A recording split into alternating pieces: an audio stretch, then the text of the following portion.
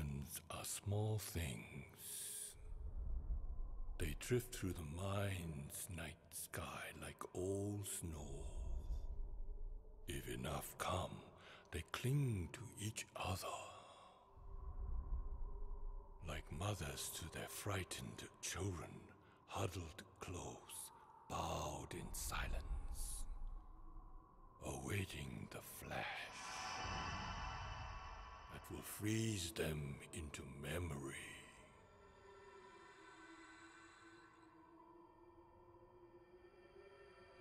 Ice on the mind's landscape, cold and smooth and gleaming, and the door may never come.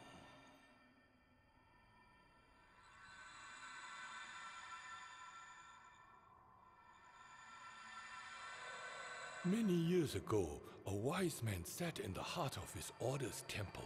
Through a life devoted to self-mastery, he had grown to resist the pull of earthly longing. Here, he wore the necklace of life, the lengthy rope of suffering that held aloft tiny pearls of joy with quiet strength and dignity. The monk was content. The only goal left to achieve was enlightenment. And many students of the temple believed that he would attain it within this lifetime. In moments of deep meditation, he shared their hopes. And then one late summer's day, with the sweet scents of sakura and pine filling his deep inward breath, a man came to him. The man was known to the sage. He was a kind immigrant who gave generously and often to the order's many causes. He also made powerful medicines for the nearby village and was compelled to ease the hearts of those that withered from the Great War's sickness. Years before, when the man was to take a local scholar to be his bride, the monk was honored to perform their marriage ceremony. It was a day of great joy, much unlike this one. The man grieved, his eyes burned with the sadness of a love lost too soon. The monk listened to a tale etched in sorrow. It was of a slow and painful decay, of a vibrant life that succumbed to the body's own betrayal. He listened to the man. He could hear the gathering clouds of regret and doubt, the sharp thunderclaps of bitter rage, and something stirred. Distant tremors rumbled deep within. And he remembered the gentle face of a young woman from the village, the warm and loving eyes that were now closed to this life. But great discipline had trained his mind, honed it to let the storm of emotions pass through him like winter wind. He spoke softly, telling the man that a radiant lantern may dim and cease to pierce the darkness, but that a sunrise will always follow. The words were lost on the wind, and replaced by something else. The man was due to leave the village that very day and came to the monk with the sole request. He would give something to him which was to be buried within the temple grounds for safekeeping. He would not leave until he received an answer. The sage stared at the box for a long time, for he knew the sacred treasures that it carried. He had seen it once before, as it belonged to the family of the young scholar. She had spoken of the old ways and how they were fading from the world. He remembered gazing at its contents with fascination and awe. He was bound by honor and by a burning need to see an end to the man's suffering. So he agreed.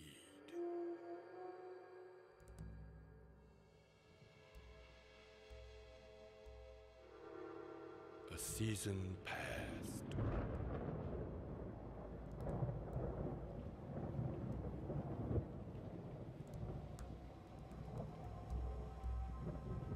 Each day, the monk sat at the foot of the great Buddha in silence, and the box had yet to find its way into the dark soil.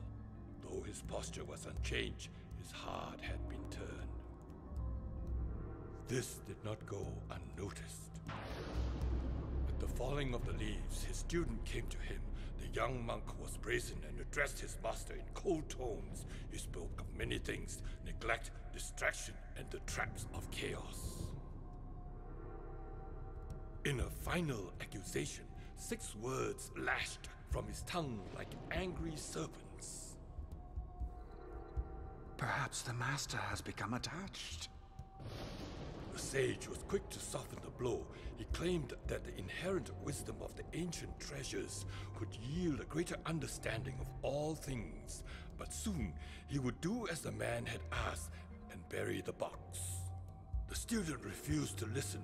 Instead, he spoke on behalf of the order and decreed that the box and its contents would be sold in the city. That sum would then be used to restore the temple to its former glory, bringing men from every nation to worship at their side. He believed that this one act would surely bring them closer to achieving an earthly nirvana.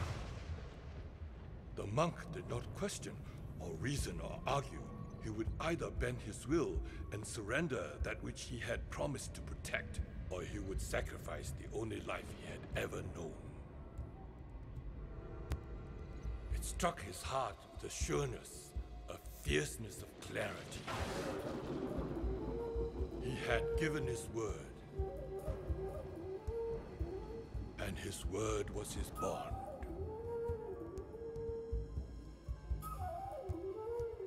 That night, the monk left his home. He had no possessions to gather, save for his robes and the old wooden box. The order would banish him from their minds, though mentions of a strange Shinto priest in the north bearing the Buddhist mark would likely conjure memories. But only memories.